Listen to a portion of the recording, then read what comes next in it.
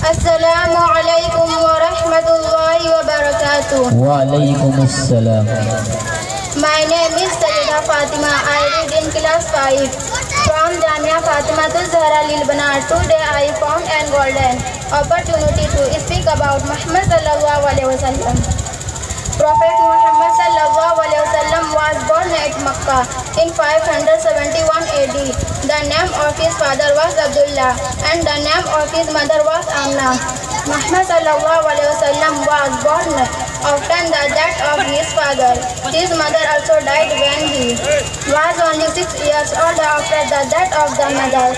Muhammad sallallahu alaihi wasallam was brought up by his grandfather Abdul Muttalib and later on by his uncle Abu Talib.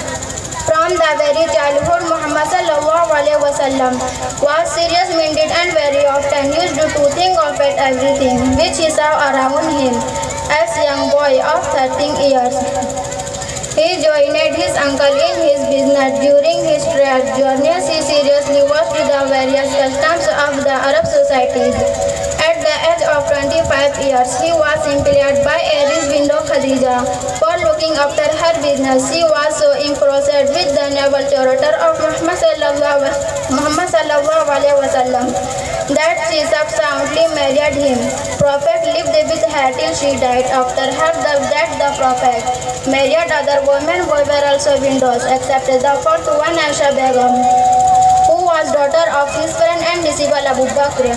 From Khadija, the very Prophet had 2 sons, but only the fourth daughter Fatima survived him. From other wives, there were no children. This was the first message of God Wahi to the Prophet, since then a series of divine communication or messages of God were received by him.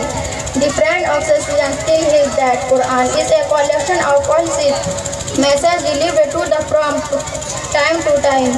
In short, the basic principle of the religion which were preached by the Prophet are ascended. I love my madrasa. Assalamu alaikum.